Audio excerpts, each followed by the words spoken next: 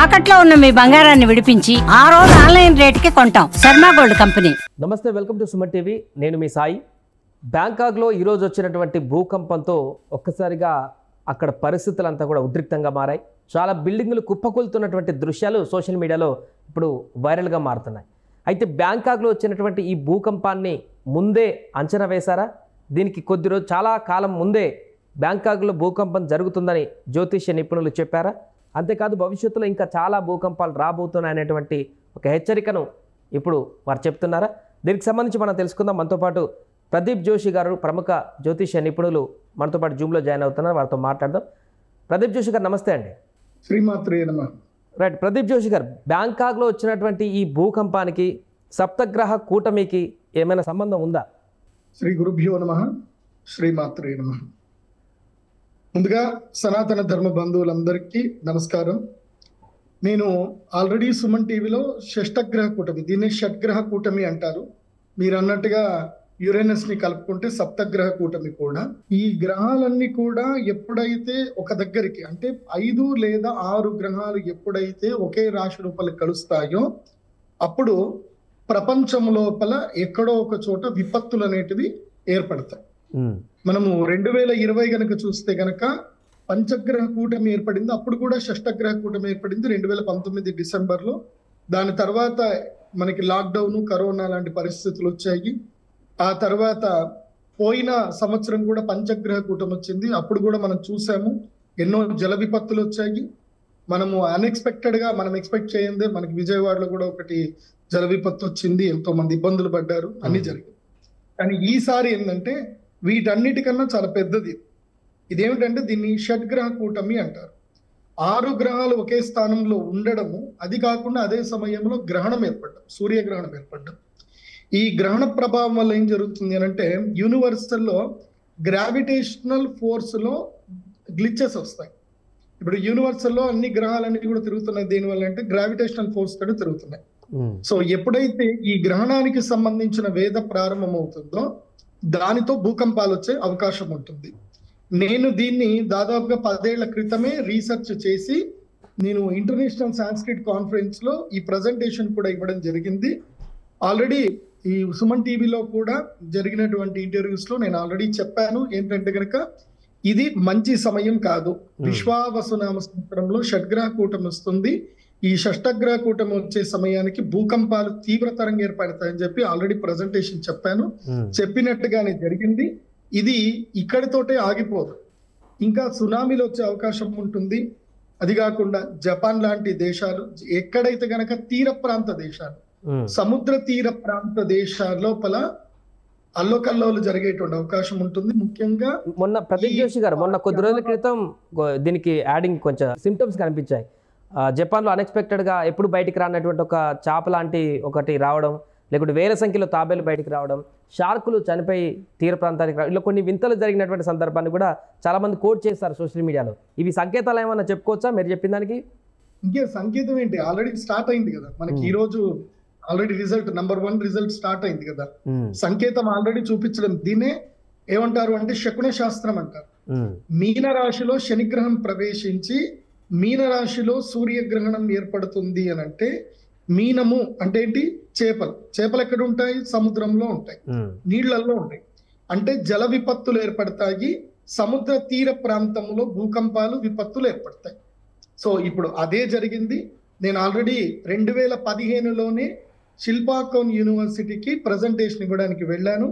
అప్పుడే ఈ భూకంపాల గురించి ప్రజెంటేషన్ చెప్పాను. అప్పుడే చెప్పాను, Bangkok is not, Thailand is not suitable for the largest tallest buildings అని చెప్పి అప్పుడే నేను ప్రజెంటేషన్ చెప్పాను.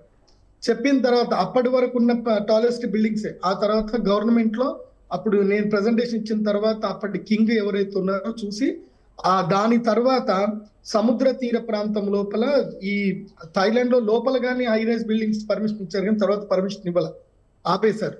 సో ఇప్పుడు కూలిపోయిన బిల్డింగ్లు కూడా 10 సంవత్సరాల క్రితం కట్టిన బిల్డింగ్లే కూలిపోయాయి. అట్లాగే మయన్మార్ కూడా అదే జరిగింది. అండ్ ఇప్పుడు చైనాలో కూడా మళ్ళీ భూకంపం వచ్చే అవకాశం ఉంటుంది. భవిష్యత్తులో జపాన్ లో కూడా భూకంపం వచ్చే అవకాశం ఉంటుంది. అమెరికాలో అయితే భయంకరమైన టొర్నడోస్ వస్తాయి. ఇప్పుడు అమెరికాలో కూడా భూకంపం ఉంది. ఓకే, ఇది మన దేశానికి ఏమన్నా ఎఫెక్ట్ చూపించేటువంటి అవకాశం ఉందా? మీరు చెప్పినటువంటి ఈ గ్రహం కానీ దీనికి సంబంధించిన ఎఫెక్ట్ మన దగ్గర ఏ విధంగా కనిపించే అవకాశం ఉందా? నేను ఆల్రెడీ మన సుమన్ టీవీలోనే చెప్పాను.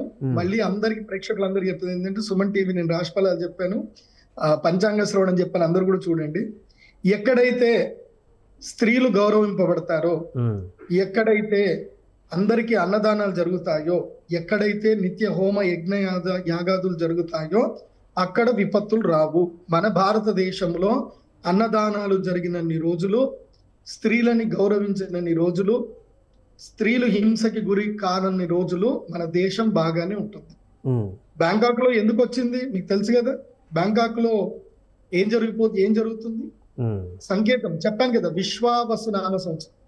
ఎక్కడైతే స్త్రీలు ఆట వస్తువులుగా అమ్మబడతారో, ఎక్కడైతే జూదం ఎక్కువగా ఉంటుందో, ఎక్కడైతే క్రైమ్ రేట్లు ఎక్కువగా ఉంటాయో అక్కడ భూకంపాలు వస్తాయి, విపత్తులు వస్తాయి. సో ప్రకృతి క్లీన్ చేసుకోవాలి కదా, మానవాళికి గుణపాఠాలు చెప్పాలి కదా. సో ఆ చెప్పడమే ప్రకృతి యొక్క పని. అదే విశ్వావసునామ సంవత్సరం. విశ్వావసునామ సంవత్సరంలో శనిగ్రహం పూర్తిగా టేక్ ఓవర్ తీసుకుంటున్నాడు. సో ఈ సంవత్సరం పూర్తిగా సూర్యుడు శని ఇవి 7 నవనాయకుల్లో ఉన్నారు కాబట్టి 100% రిజల్ట్ ఉంటది. పాపం చేసిన వాడికి, తప్పు చేసిన వాడికి 100% దెబ్బలు తగ్గుతాయి, మంచి చేసిన వాడికి 100% మంచి జరుగుతుంది. ఇప్పుడు బ్యాంకాక్ లో వచ్చినటువంటి భూకంపం అనేది ఇంతటితో ఆగిపోయినట్టేనా? గ్రహ కూటమి ఎఫెక్ట్ అనేది ఇంకా కొనసాగుతుంది అక్కడ? ఇప్పుడు ఆల్రెడీ అట్లా భూకంపం వచ్చింది కాబట్టి ఇంకా స్టాప్ అయినట్టేనా ఆ దేశంలో? 3 రోజులు ఎప్పుడైనా గుర్తు పెట్టుకోండి. గ్రహణానికి ముందు 2 రోజులు, గ్రహణానికి తర్వాత 2 రోజులు, గ్రహణం రోజు, ఈ 5 రోజుల పాటు ఎక్కడైనా భూకంపం 100% సంభవిస్తుంది. మీకు దీన్ని ఆల్రెడీ నేను రీసెర్చ్ చేశాను. ఇఫ్ యు పర్మిట్, మీకు టైం ఉంది అని అంటే నేను ఆ ప్రజెంటేషన్ ఇస్తాను, ఓకేనా మీకు? సో ఇప్పుడు ఇది స్క్రీన్ మీద చూపిస్తున్నా చూడండి. ఇది వసుదైవ కుటుంబం అని international association of Sanskrit studies లో నాకు 16th వరల్డ్ సాంస్క్రిట్ కాన్ఫరెన్స్ ఉన్నప్పుడు నాకు ఇన్విటేషన్ వచ్చింది. సో ఇక్కడ నేను చేసిన రీసెర్చ్ లో ఇక్కడ మీరు చూడండి, 16th వరల్డ్ కాన్ఫరెన్స్ లో నేను ఆల్రెడీ బ్యాంకాక్ లో శిల్పాకోన్ యూనివర్సిటీలో clues from Vedic astrology to predict earthquakes has been accepted అని చెప్పి వచ్చింది. ఇక్కడ నేను ప్రెజెంటేషన్ ఇవ్వడం జరిగింది.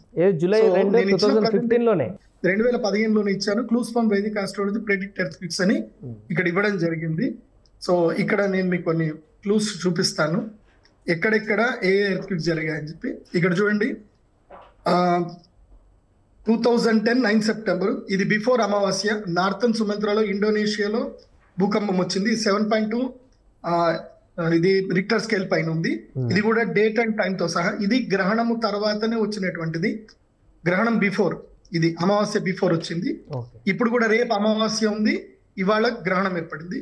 ఇది కూడా ఫిలిప్పీన్స్ లో వచ్చింది, 2010లో 23 జూలైలో వచ్చింది.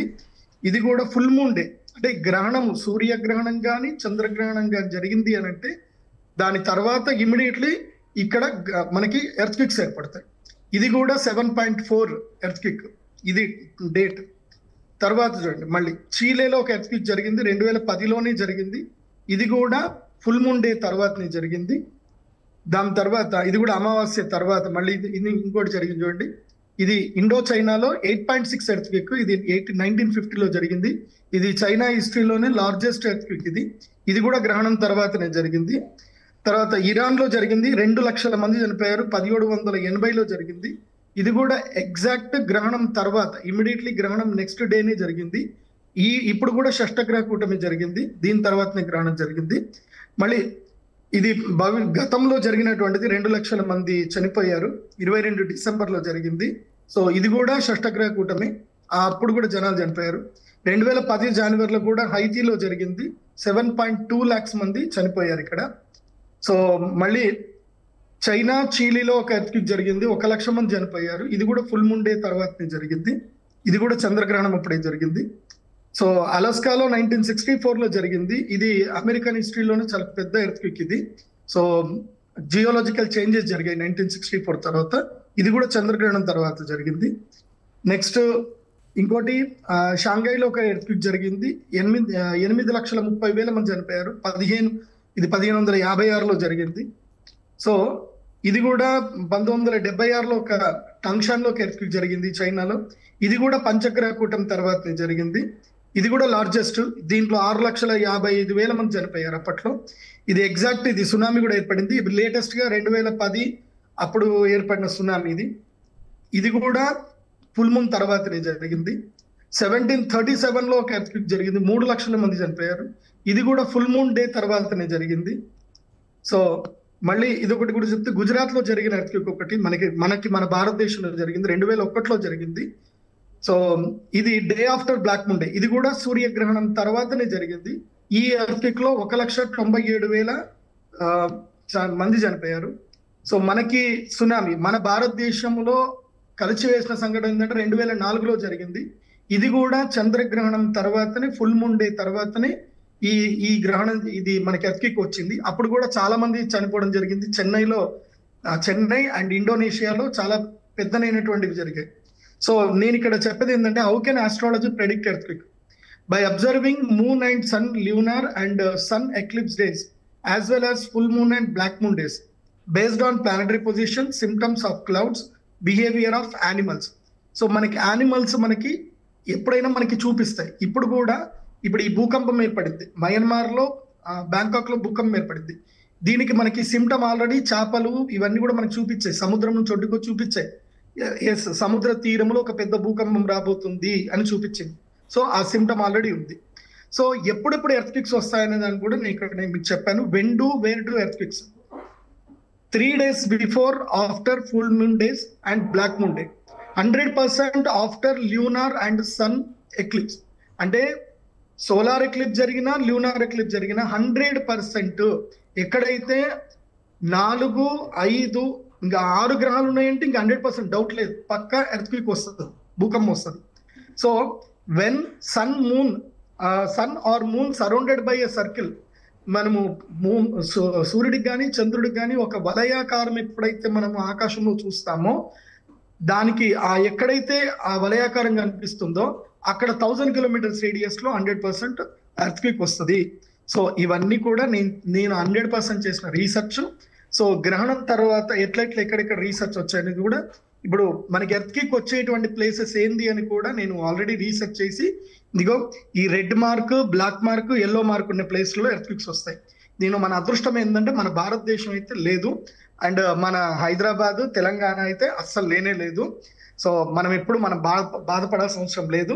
కానీ నేను తెలంగాణ గవర్నమెంట్ కానీ, ఆంధ్ర గవర్నమెంట్ కానీ, ఎవరికైనా నేను ప్రభుత్వాలకి, అధికారులకు నేను రిక్వెస్ట్ చేసేది ఏంటంటే, హై రైజ్ బిల్డింగ్లకి పర్మిషన్స్ ఇవ్వకండి. ఎప్పటికైనా భూకంపాలు వస్తానే ఉంటాయి. మానవ జీవితం శాశ్వతం కాదు, ఇళ్ళు మాత్రమే శాశ్వతంగా ఉంటాయి. తరతరాలు ఇళ్ళు ఎంజాయ్ చేయాలి. తొందరపడి హై రైజ్ బిల్డింగ్లు కొనుక్కోకండి. ఎప్పటికైనా ప్రతి 30 సంవత్సరాలకు ఒక్కసారి భూమి అనేటువంటిది రిఫ్రెష్ చేసుకుంటుంది. 120 సంవత్సరాలకు ఒకసారి గ్యారంటీగా రిఫ్రెష్ చేసుకుంటుంది. సో తరతరాలు హ్యాపీగా ఉండాలి అని అంటే అందరూ చక్కగా ఇండిపెండెంట్ హౌస్ లోనే ఉండండి. హై రైజ్ బిల్డింగ్లు కోట్లు పెట్టి కొనుక్కోకండి. మీరు పర్మిషన్లు అస్సలు ఇవ్వకండి. భూగర్భ జలాన్ని కాపాడండి. భూగర్భ జలాలు మీరు కాపాడని రోజులు, ప్రకృతిని మనం ప్రేమించిన రోజులు ఇలాంటి విపత్తులు జరుగుతూనే ఉంటాయి. మన అదృష్టవశాత్తు సనాతన ధర్మాన్ని మనం పాటిస్తున్నాము, అన్నదానాలు చేస్తున్నాము, స్త్రీలని గౌరవిస్తున్నాం కాబట్టి మనందరికీ మేలే జరుగుతుంది. సో ఎక్కడైతే స్త్రీలు, శిశువులు గౌరవింపబడతారో, అందరికి అన్నదానాలు జరుగుతాయో, ఎక్కడైతే ఆనందం ఉంటుందో, ఎక్కడైతే మోసాలు, అధర్మాలు జరగవో అక్కడ భూకంపాలు రావు. Right. Thank you Pradeep Joshi garu. So మొత్తానికి అది ప్రస్తుతం బ్యాంకాక్లో భూకంపం రావడానికి గల కారణం సప్తగ్రహ కూటమిలో వచ్చినటువంటి మార్పులు చేర్పులే అంటూ గతంలో ప్రదీప్ జోషి గారు సుమన్ టీవీకి ఇచ్చినటువంటి ఇంటర్వ్యూలో భాగంగా చెప్పినటువంటి మాటలు ఈరోజు వాస్తవమయం అంటూ కూడా వారు చెప్తున్నారు. ఇంకా భవిష్యత్తులో ఇంకా చాలా వచ్చేటువంటి అవకాశం ఉందంటూ కూడా వారు చెప్తున్నారు. ఇదంతా కూడా జ్యోతిష శాస్త్రంలో ముందే దీన్ని గ్రహించి పూర్తిగా వివరణాత్మకంగా కూడా నేను వివరించారంటూ కూడా ప్రదీప్ జోషి గారు చెప్తున్నటువంటి వివరాలు అయితే ఇప్పటివరకు చూశాను.